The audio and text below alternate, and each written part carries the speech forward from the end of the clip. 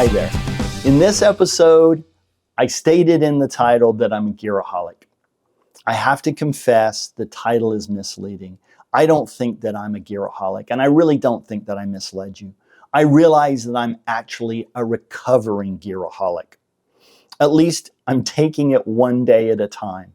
During this episode, there will be a list of hardware music devices running down the screen. These are all the studio electronics that I'm confessing to owning. It's based on my best recollection, and I may have missed a few and purposely eliminated some, and I have my reasons for doing that. I've published episodes about buyer's remorse and seller's remorse, and those items are in that list. Kind of embarrassing in a way. When I was about 7 years old, my mother gave me a stylophone for my birthday. The battery was essentially always dead on that device. I'd put a new battery in and I'd run it down in a day, 2 if I was lucky. But that wasn't my gateway gear drug. It also wasn't the Yamaha PS20 I purchased circa January 1984, although that was a big contributing factor. My gateway gear drug was a realistic / Moog MG1 that I purchased a couple of months later. You can tell me in the comments your gateway gear drug. I think we all have one that got us hooked on gear. The MG1 was a fine little synth, but it left me wanting more. I traded it in along with a set of stereo speakers, that's hi-fi speakers, $200 in cash, and a ton of desperation for a mint condition Roland SH-101 with a modulator grip and a strap.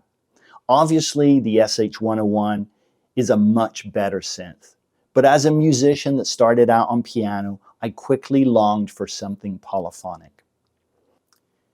If you followed the channel for any length of time, you may know that my next synthesizer was a Roland Juno 106. I rag on the 106 from time to time because of the unreliable voice chips. They were a thorn in my side. But that synth hooked me for life, and I still own it.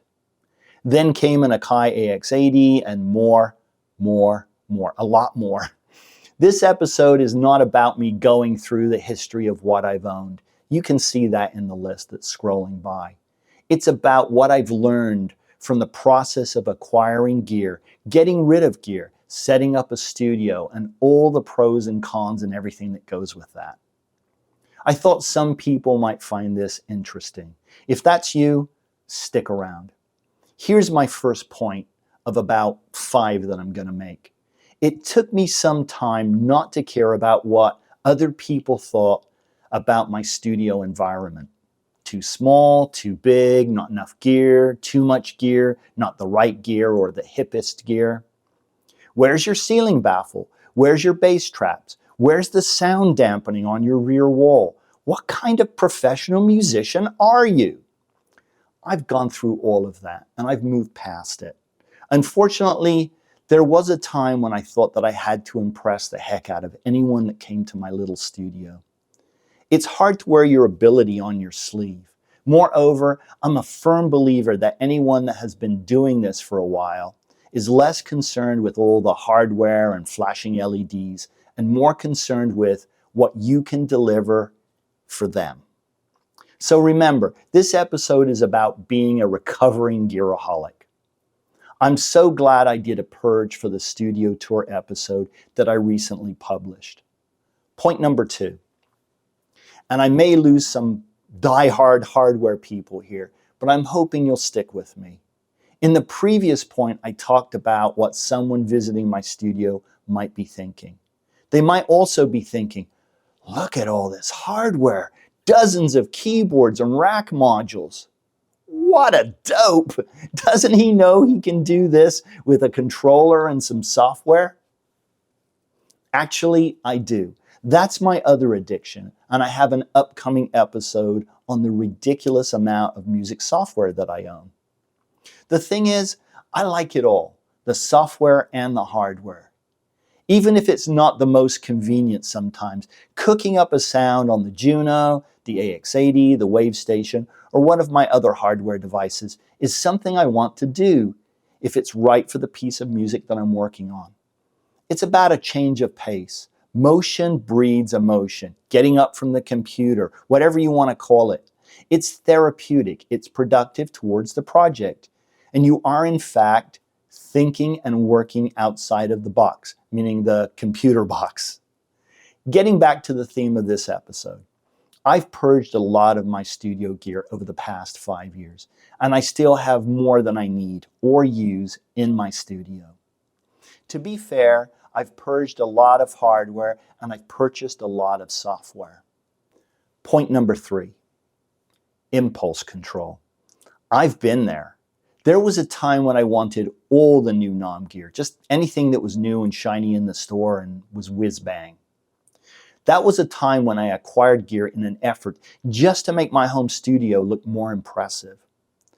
I truly am ashamed to say that, and I'm just being honest with you. But I've grown. There is still hardware that I want, but I don't need, and I'm not going to buy it. Now, if you're looking around your studio at one keyboard and one drum machine, and you're thinking to yourself, listen up, crazy guy, I don't have that much. I hear you.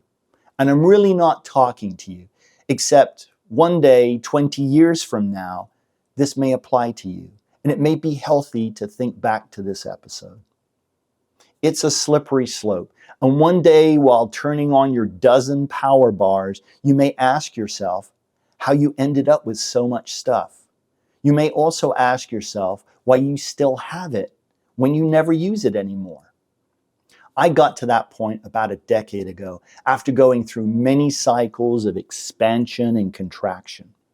I truly hope that the purge I did for the studio tour episode will be the last big purge. In many respects, it wasn't that big of a purge. Not like the 24 modules and keyboards I purged 5 years before that. Another point I want to make is about all the people that tell me in the comments they are still using classic gear. By that I mean 8, 16, 24-track analog tape and classic synths and modules. I can be envious of that. It was a simpler time, a simpler life, and a great musical experience. They can compose and record music that sounds like classic period music, 70s, 80s, etc., or today's music. It's all a matter of skill and imagination. It truly wouldn't work for what I do, but I'm envious. Lastly, I consider myself very fortunate with the hardware and software I own. I know lots of musicians are still building out their studio environments. There is gear that they want, and it's also gear that they need. Just stop every once in a while and ask yourself, are you at a stopping point? I still go to the music store and play the new gear. I have to because I have this channel. But I would do that anyway. I look online and I listen to demos and learn the specs. It confirms to me that there is no hardware that can produce sounds that I don't already have or need. I realize at this point that I'm essentially in an upgrading phase.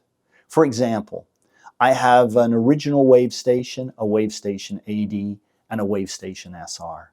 I could never sell the keyboard version. I play it every week. However, I can see myself selling the AD and the SR and buying the wave station 2 rack. I have space in my rack and it makes some sense to upgrade. I really would like to hear from you in the comments. What got you started? What was your gateway gear drug? An Octave Plateau Cat, an Alpha Juno, a Behringer Deep Mine, or something else? Misery loves company. We're all in this together.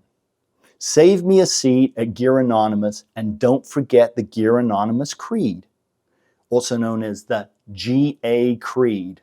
I understand that I'm a musician that wants more gear.